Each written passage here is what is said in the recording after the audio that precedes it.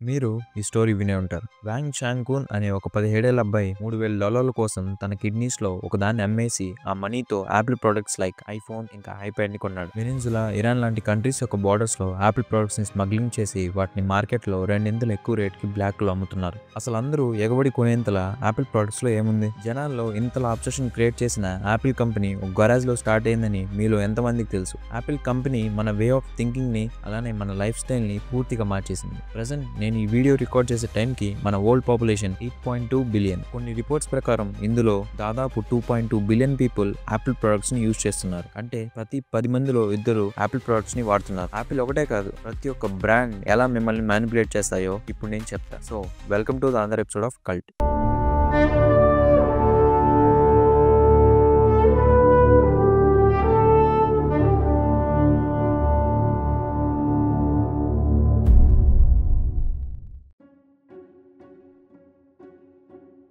ముందుగా ఈ వీడియో చేయడానికి ఒక రీజన్ ఉంది. బ్రాండ్స్ అనేవి ప్రెజెంట్ జనరేషన్లో హ్యూమన్ లైఫ్ స్టైల్ని చాలా కంట్రోల్ చేస్తున్నాయి. ఎంతలా అంటే మీరు ఇంతకు ముందే విన్నారు, ఒక వ్యక్తి తన కిడ్నీని అమ్మి మరీ ఒక మొబైల్ కొన్నాడు. అంటే మీరే అర్థం చేసుకోండి ప్రజలపైన బ్రాండ్ తాలూకు ఇన్ఫ్లుయెన్స్ ఎంత ఉందో అని. సో ఈ టాపిక్ మీకు అర్థం కావాలంటే అసలు ఈ పర్టికులర్ మ్యాటర్లో హ్యూమన్ సైకాలజీ ఎలా వర్క్ అవుతుందో తెలియాలి. అలా చెప్పాలి అంటే మార్కెట్లో ఉండే ఒక్కొక్క బ్రాండ్ గురించి చెప్పాలి. అది చాలా కష్టం. సో వీవ్ చూసిన Apple. But why Apple? Apple కంపెనీ ఇన్నోవేషన్స్ కానీ వాటి మార్కెట్ స్ట్రాటజీస్ గురించి మనం తెలుసుకుంటే బ్రాండ్ అంటే ఏంటో మనకు అర్థమవుతుంది. అండ్ ప్రతి ఒక్క కంపెనీ ఇలానే చేస్తాయని చెప్పట్లేదు. But everyone follows the pattern which influence you to buy the products. అసలు యాపిల్ అనే పదం వినగానే ఒక హాఫ్ బిటన్ యాపిల్ లోగో గుర్తొస్తుంది. ఇదే కాకుండా మనకి స్టీవ్ జాబ్స్ అనే వ్యక్తి కూడా గుర్తొస్తాడు. కానీ యాపిల్ ని స్టీవ్ జాబ్స్ తో కలిసి ఇంకో ఇద్దరు వ్యక్తులు స్టార్ట్ చేశారు. యాపిల్ కంపెనీ 1976 లో కాలిఫోర్నియాలోని లాస్ ఆల్టోస్ లో ఉన్న ఒక గరాజ్ లో మొదలైంది. అందరూ వాడటానికి ఈజీగా ఉండేలా కంప్యూటర్స్ ని బిల్డ్ చేయాలి అనే ఒక థాట్ తో ముగ్గురు వ్యక్తులు కలిసి యాపిల్ ని స్టార్ట్ చేశారు. వాళ్ళే స్టీవ్ జాబ్స్, స్టీవ్ వోజ్నియాక్ ఇంకా రొనాల్డ్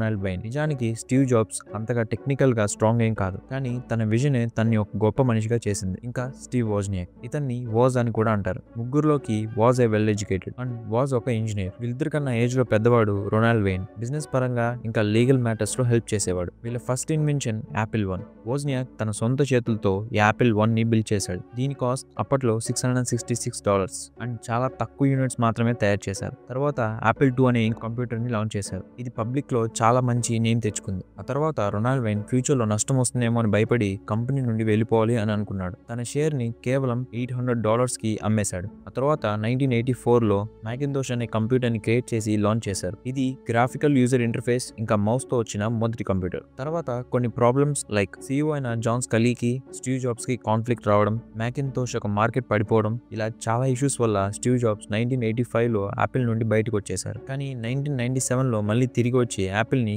చాలా ఎత్తుకు తీసుకెళ్లారు. యాపిల్ హ్యూమన్స్ ని రీచ్ చేయడంలో ఎక్స్పర్ట్ అని చెప్పొచ్చు. పీపుల్ కి ఎటువంటి ప్రొడక్ట్స్ కావాలో, ఏ ఫీచర్స్ నచ్చుతాయో అనే విషయాల్ని యాపిల్ బాగా గమనించింది. ఈ పరంగానే యాపిల్ చాలా ప్రొడక్ట్స్ ని లాంచ్ చేస్తూ వచ్చింది. అక్టోబర్ 23, 2001 లో ఐపాడ్ ని లాంచ్ చేశారు. ఇది చాలా పెద్ద హిట్ అయింది. ఐపాడ్ మ్యూజిక్ వినే విధానాన్నే మార్చేసిందని చెప్పొచ్చు. అప్పట్లో యూత్ మొత్తం దీన్నే వాడేవారు. జూన్ 29, 2007 కి ఐఫోన్ అనే ప్రోడక్ట్ ని యాపిల్ ఈ లోకానికి పరిచయం చేసింది. ఇదే యాపిల్ కంపెనీని ఇప్పుడు ఈ స్టేజ్ కి తీసుకొచ్చింది. ఐఫోన్ మొబైల్ ఇండస్ట్రీలోనే కొత్త రెవల్యూషన్. అంతేకాకుండా జనవరి 27, 2003 లో ఐప్యాడ్ ని, ఇంకా ఏప్రిల్ 25, 2015 లో యాపిల్ వాచ్ ని లాంచ్ చేశారు. ఇప్పుడు ప్రెసెంట్ ఒక అల్ట్రా రియలిస్టిక్ టెక్నాలజీతో యాపిల్ విజన్ ప్రో లాంటి అడ్వాన్స్డ్ ప్రొడక్ట్స్ ని కూడా యాపిల్ తయారు చేస్తుంది.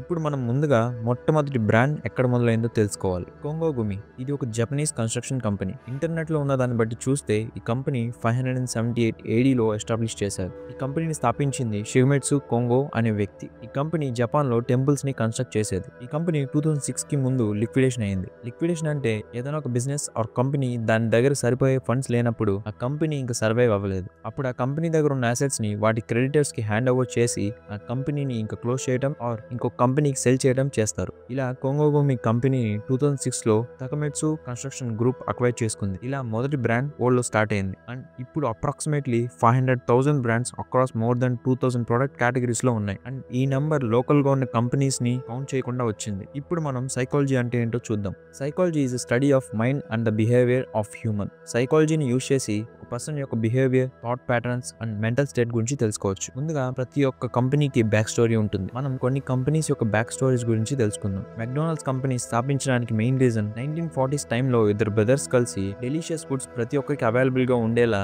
అది కూడా లో ప్రైజెస్ లో ఉండాలి అని అనుకొని ఈ కంపెనీని పెట్టారు. 1886లో డాక్టర్ జాన్ పెంబర్టన్ అనే వ్యక్తి అట్లాంటాలో ఫస్ట్ టైం కోకోకోలాని ఇంట్రడ్యూస్ చేశారు. జాన్ ఒక ఫార్మసిస్ట్. కోకోకోలాని తను ఒక brain tonic and nerve stimulant అని ప్రమోట్ చేశాడు. అండ్ కోకోకోలాని క్రియేట్ చేయడానికి మెయిన్ రీజన్ ఎవరైతే పీపుల్ ఎగ్జాస్ట్ అండ్ స్ట్రెస్ కి ఎఫెక్ట్ అయి ఉంటారో వాళ్ళకి రిలీఫ్ గా ఉండడం కోసం కోకోకోలాని సర్వ్ చేశారు. నెట్ఫ్లిక్స్ ని 1997లో రీడ్ హాస్టింగ్స్ అండ్ మార్క్ రాండాల్ఫ్ అనే ఇద్దరు కలిసి ఎస్టాబ్లిష్ చేశారు. ఇనిషియల్ గా నెట్ఫ్లిక్స్ మూవీస్ అండ్ ఇంకా టీవీ షోస్ ని ఆన్లైన్ లో మెయిల్ ద్వారా డివిడి ఫార్మాట్ లో వాళ్ళ సబ్స్క్రైబర్స్ కి రెంట్ ఇచ్చేది. 2010లో నెట్ఫ్లిక్స్ వాళ్ళ ఓన్ కంటెంట్ ని ప్రొవైడ్ చేయడం మొదలుపెట్టింది. రోలెక్స్ ని హ్యాన్స్ విల్స్డార్ఫ్ అనే జర్మన్ బిజినెస్ మ్యాన్ 1908లో ఎస్టాబ్లిష్ చేశారు. అండ్ వాళ్ళ మోటివ్ వాచెస్ ని క్రియేట్ చేయడం, కానీ తక్కువ ప్రైజెస్ కి కాదు. అండ్ నైకీ కంపెనీని Phil Knight and Bill Bowerman అనే ఇద్దరు కలిసి 1964లో ఎస్టాబ్లిష్ చేశారు. ఇనిషియల్ గా నైకీ వాళ్ళ own version of Onitsuka Tiger shoes ని సెల్ చేసేది. 1971లో వాళ్ళ ఓన్ ప్రొడక్షన్ ని స్టార్ట్ చేశారు. అండ్ వాళ్ళ లోగోను కూడా ఇప్పుడున్న ప్రెసెంట్ లోగోకి చేంజ్ చేశారు. అండ్ టెస్లాని ఎలాన్ మస్క్ 2008లో టేక్ ఓవర్ చేసుకున్నారు. యాపిల్ గురించి మనం ఆల్రెడీ మాట్లాడుకున్నాం. ఇలా ప్రతి ఒక్క సక్సెస్ఫుల్ కంపెనీకి ఒక బ్యాక్ స్టోరీ ఉంటుంది. బట్ అవి ఎలా మిమ్మల్ని మ్యానిపులేట్ చేస్తున్నాయో ఇప్పుడు చెప్తా.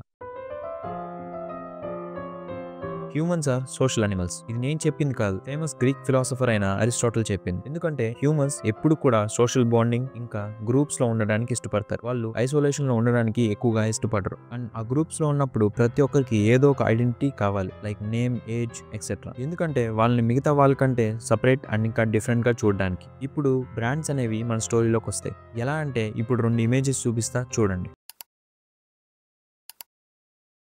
ఇప్పుడు ఈ 2 ఇమేజెస్ లో ఏది బాగుంది అని అంటే మాక్సిమం అందరూ రైట్ ఉన్న ఇమేజ్ నే చూస్ చేసుకుని ఉంటారు. ఎందుకు right side? Because human brain అనేది క్లమ్జీగా ఉన్న థింగ్స్ కన్నా సింపుల్ గా ఉన్న ఐటమ్స్ నే ఎక్కువ చూస్ చేసుకుంటుంది. అండ్ ఇదే బ్రాండ్స్ ఫాలో అయ్యేది. యావరేజ్ గా ఒక హ్యూమన్ రోజుకి 35,000 డెసిషన్స్ తీసుకుంటాడు. ఇలా ఇన్ని థాట్స్ ని మన బ్రెయిన్ ప్రాసెస్ చేసేటప్పుడు కొన్ని డెసిషన్స్ ని మన ప్రమేయం లేకుండానే తీసేసుకుంటాం. ఎందుకంటే మన మైండ్ లో అది ఆల్రెడీ రిజిస్టర్ అయిపోయి ఉంటుంది కాబట్టి. అండ్ మనం ఎక్కువగా విన్నదానికంటే చూసింది ఎక్కువ గుర్తుంటుంది. స్టీవ్ జాబ్స్ ఏమని అంటారంటే, connect the dots by looking backwards. మనం ప్యాంట్స్ ని వేసుకుంటాం, ఆ ప్యాంట్స్ లో ఫిట్ అయ్యే విధంగా ఐపాడ్ ని క్రియేట్ చేసి లాంచ్ చేశాడు Steve jobs. IPod marketing tag line ఏంటో తెలుసా? 1000 సాంగ్స్ ఇన్ యువర్ పాకెట్. ఆ ప్యాంట్ పాకెట్ పైన ఇంకో చిన్న పాకెట్ ఉంటుంది, దాంట్లో ఫిట్ అయ్యే విధంగా ఐపాడ్ నానోని లాంచ్ చేశాడు. స్టీవ్ జాబ్స్ తన కాలేజ్ లో ఉన్నప్పుడు బోర్ కొడుతుందని కాలిగ్రఫీని నేర్చుకున్నాడు. అప్పుడు అది తనకు అంత పెద్దగా యూజ్ అవ్వలేదు. బట్ యాపిల్ కంప్యూటర్స్ ని క్రియేట్ చేసేటప్పుడు GUI లో ఫాంట్ స్టైల్ ని కాలిగ్రఫీలో డిజైన్ చేపించాడు. కేవలం ఫాంట్ ఒకటే కాదు, యాపిల్ UI, యానిమేషన్స్, డిజైన్స్ అన్ని కూడా ఒక కాన్సెప్ట్ ని ఫాలో అవుతాయి. అదే మినిమలిజం. మినిమలిజం అనేది మనకి ఏదైతే ఇంపార్టెంటో దాన్ని అండ్ ఇంకా దాని కోర్ వాల్యూని చూపించడం. ఇది ఫస్ట్ యాపిల్ లోగో. ఎవెన్చువల్లీ ఈ లోగోని చేంజ్ చేశారు. ఇది ఒకటే కాదు, Starbucks, Pepsi, Intel, Microsoft, McDonald's ఇలా ప్రతి ఒక్క కంపెనీ డిఫరెంట్ స్టేజెస్ లో వాళ్ళ లోగోస్ ని చేంజ్ చేశారు. ఎందుకంటే మినిమల్ డిజైన్ కోసం. బ్రాండ్స్ అన్ని కూడా వాళ్ళ ప్రొడక్ట్స్ ని యూనిక్ గా ఫీల్ అయ్యేలా మనల్ని మ్యానిపులేట్ చేస్తాయి. ఈ ప్రాసెస్ లో వాళ్ళ లోగోస్ ఇంకా వాళ్ళ టైపోగ్రఫీని చేంజ్ చేసి వాళ్ళ ప్రొడక్ట్స్ ని యూనిక్ గా మార్కెట్ లో ఎస్టాబ్లిష్ చేస్తాయి. ఆల్మోస్ట్ అన్ని బ్రాండ్స్ కూడా సింపుల్ అండ్ మినిమల్ డిజైన్ తోనే ఉంటాయి. వెబ్సైట్ డిజైనింగ్ అనేది కూడా బ్రాండ్ ఎస్టాబ్లిష్మెంట్ లో చాలా ఇంపార్టెంట్. ప్రతి ఒక్క బ్రాండ్ కూడా వెబ్సైట్ డిజైన్ టైంలో చాలా కేర్ తీసుకుంటాయి. డెఫినెట్ గా వైట్ స్పేస్ ని ఇంక్లూడ్ చేస్తాయి. Life style, food, entertainment etcetera అన్నిట్లో కూడా బ్రాండ్స్ ని వెతుక్కుంటున్నాం. ఏ బ్రాండ్ అయినా సరే వాళ్ళ ప్రొడక్ట్స్ ని అమ్మరు, వాళ్ళ ఐడియాలజీని, వాళ్ళ కల్చర్ ని అమ్ముతారు. అందుకే ప్రతి ఒక్కరు ఇంతలా బ్రాండ్స్ కోసం ఎగబడుతున్నారు. Brand is all about mind set అనేది మా ఒపీనియన్. అండ్ మీ ఒపీనియన్ ఏంటో కూడా కింద కామెంట్స్ లో చెప్పండి. అండ్ మళ్ళీ నెక్స్ట్ వీడియోలో కలుసుకుందాం.